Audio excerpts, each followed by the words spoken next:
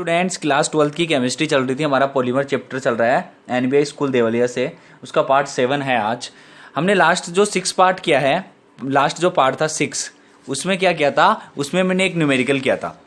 वो न्यूमेरिकल ऐसा था, ए पॉलीमर कंटेन, पूरा न्यूमेरिकल नहीं हो पाया था हमारा, इसलिए जो बचा हुआ पार्ट था वो मैं बता रहा हूँ। ए polymer sample contain the molecular weight of 20 molecules is 20,000। मतलब जो 20 मोलिक्यूल्स है उनका मोलिकुलर वेट सबका कितना है, 20,000।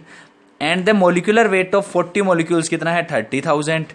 जो 40 मोलिक्यूल्स है उनका वेट 30,000 है। And the molecular weight of 20 molecules is 40,000। तो हमें 3 वैल्यू दी है, N1 की, N2 की, N3 की।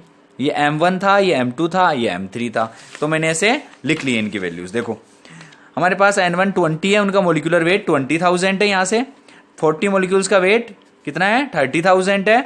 और जो हमारे पास 20 molecules third type N3 type के दिए हैं, उनका मोलिकुलर वेट 40,000 है। अब हमारे पास हमें इसमें से देखो 2 चीजें निकालनी थी। Then calculate MN and MW। MN का मतलब क्या था, number average molecular weight, and MW का मतलब क्या था, वेट एवरेज मोलिकुलर वेट। तो हमने ये पहले वाले जो लास्ट 6 पार्ट था उसमें किया था। उसके बाद आज क्या निकालना है, वेट एवरेज मोलिकुलर वेट। तो वेट एवरेज मोलिकुलर वेट निकालना है तो उसको किससे दिखाते हैं अपन, MW से। उसका फॉर्मूला क्या होता है, sigma NI square divide by sigma NI। अगर इस फॉर्मूले को हम खोल के लिखें तो हमारे पास कितने हैं, N1 N2 और N3 है, 3 है। तो हम इसको ऐसे लिख सकते हैं क्या, MW bar equals to N1 into M1 का square plus N2 into M2 का square plus N3 into M3 का स्क्वायर। नीचे N1 M1 plus N2 M2 plus N3 M3। ये हमारे पास फॉर्मूला बना सकते हैं अगर हमारे पास 3 ही टाइप की मोनोमर यूनिट हो तो। अगर मोर देन 3 टाइप से ज्यादा की मोनोमर यूनिट हो तो हम फॉर्मूले को उस हिसाब से लिख सकते हैं। तो हमारे पास अब इस फॉर्मूले में हमें क्या रखना है, value M1 N1 M1 N2 M2 N3 M3 सब की वैल्यू हमारे पास यहाँ है, तो हमें ये वैल्यू रखनी है केवल। तो MW बार इक्वल्स टू, देखो N1 कितना दे रखा है, 20, तो मैं रखता हूँ 20 इंटू M1 का स्क्वायर। M1 कितना है, 20,000, तो 20,000 का क्या हो जाएगा, स्क्वायर प्लस N2 कितना है, 40 इंटू M2 का स्क्वायर मतलब 30,000 का स्क्वायर, 30,000 का स्क्वायर। सही है, ऐसे रख सकते हैं हम इनको, है ना। और प्लस क्या दे रखा है, N3 M3, तो N3 20 है और M3 40 है, 40,000 है। 20 इंटू 40,000 का स्क्वायर। सही है, इनको ब्रैकेट में लिखना चाहो तो है, नहीं तो बाहर भी लिख सकते हैं।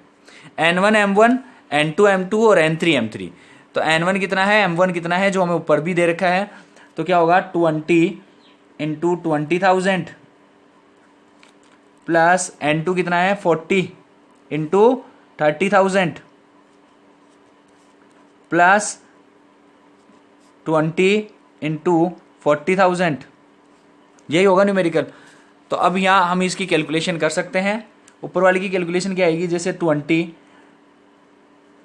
इंटू 20,000 का स्क्वायर क्या हो जाएगा, 2 का स्क्वायर कर लो, 2 इंटू 2 कितना हो जाएगा, 4, और 4 जीरो है तो डबल कर दो, स्क्वायर करते हैं तो डबल हो जाएगी, तो कितनी जीरो हो जाएगी, 8। तो ऐसे 1 2 3 4 5 6 7 8, या हम ऐसे 10 टू दी पावर वो 10 भी लिख सकते हैं, 8 भी लिख सकते हैं इनको, है ना। प्लस 40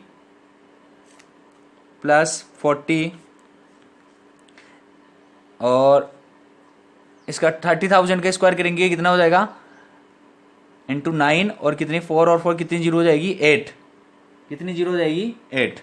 तो 9 के पास 1 2 3 4 5 6 7 8 जीरो ऐसे, है ना। और 20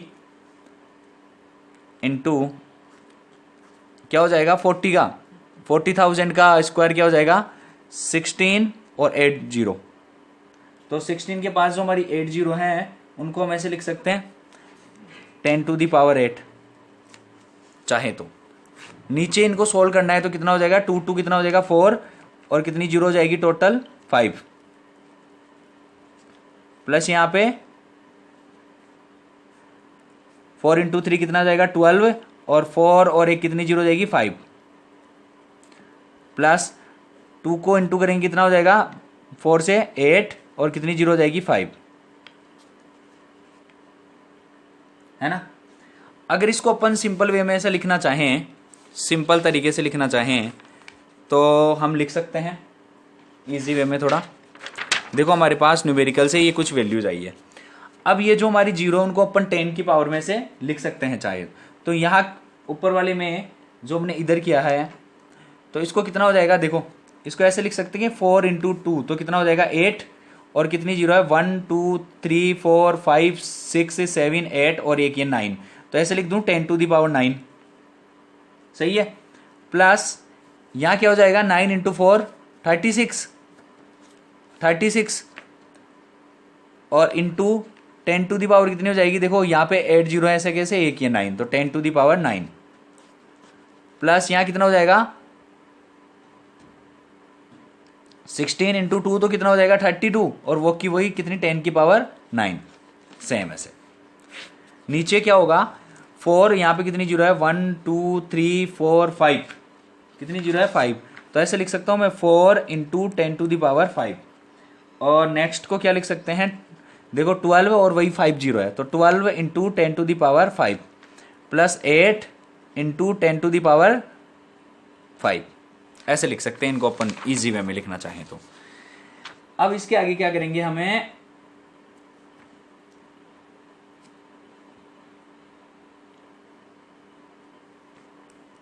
इसको सॉल्व कर सकते हैं आगे। तो जब इसको हम सॉल्व करेंगे तो जैसे हम इनको इंटू करेंगे, है ना, तो इसको सॉल्व करने के बाद हमारे पास आएगा 76 इंटू 10 टू दी पावर 9, और नीचे आएगा 24 इंटू 10 टू दी पावर 5, और जब इसको अपन सॉल्व करेंगे यहाँ से 10 की पावर हटाएंगे तो यहाँ 10 की पावर 4 बचेगी, फिर इसको इससे इंटू करेंगे और इनको आपस में काटेंगे, तो ये काटेंगे तो कितने हो जाएगा 24 से 3 और 4 बचेगा 3.12 के समथिंग आएगा, जिसको अपन 10 टू दी पावर 4 से इंटू करेंगे तो अपने पास कुछ निकल के आएगा आंसर 3.1667, ये इसका आंसर होगा। इसका जो वेट एवरेज मोलिकुलर वेट होगा वो होगा 3. हाँ, हम पॉइंट हटाने के लिए क्या करेंगे, ये 10 टू दी पावर 4 है इंटू 10 टू दी पावर 4 आएगा, तो क्या होगा ये 4 जो पीछे के जो नंबर दे रखे हैं इनको ये पावर से अपन हटा सकते हैं, तो हटाएंगे तो क्या बचेगा अपने पास, सीधा आंसर आ जाएगा 31667, ये इसका मोलिकुलर वेट आएगा। तो ये हमारे न्यूमेरिकल का सॉल्यूशन था। अब इसके बाद आज हमारा जो नया टॉपिक है वो है रबर के बारे में डिस्कस करेंगे। तो रबर क्या होते हैं, ये रबर 2 टाइप्स के होते हैं। रबर 2 टाइप्स के होते हैं, पहला होता है नेचुरल रबर और दूसरा होता है सिंथेटिक रबर। फर्स्ट है नेचुरल रबर, दूसरा है सिंथेटिक रबर। हम आज नेचुरल रबर के बारे में डिस्कस करेंगे। रबर क्या होते हैं, जिसके पास इलास्टिक प्रॉपर्टीज होती है। इलास्टिक प्रॉपर्टीज का मतलब क्या है कि उस रबर को हम ऐसे खींचने पे वो बड़ा हो जाएगा, जब उसको छोड़ेंगे वापिस तो वो क्या हो जाएगा, वापिस छोटा हो जाता है, अपनी पहले वाली पोजीशन ले लेता है।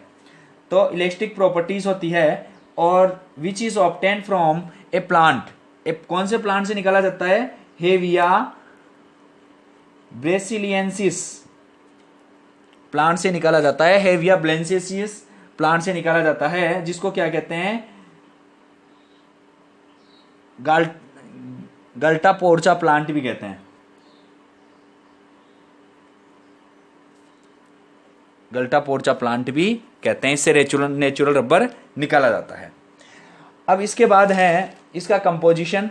तो नेचुरल रबर, देखो नेचुरल रबर को हम ऐसे इजी समझ सकते हैं कि जब भी अपने को नेचुरल रबर निकालना है तो सबसे पहले क्या होता है, जो इसका प्लांट होता है ना, हेविया ब्रेसिलिका जो प्लांट है, उस प्लांट पे क्या करते हैं, चाकू से अपन एक चीरा लगाते हैं, उससे उसका लेटेक्स निकलता है।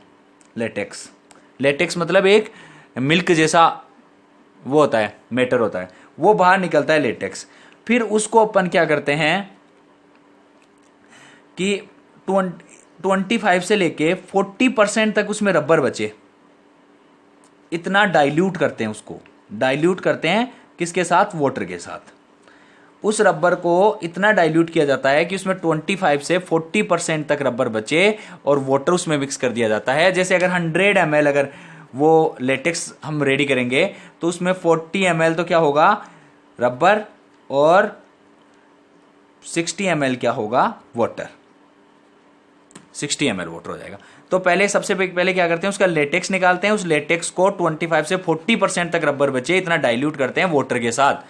डाइल्यूट करने के बाद जो हमारे पास ये बनता है उसमें क्या करते हैं, हम एसिटिक एसिड ऐड करते हैं, एसिटिक एसिड ऐड करते हैं।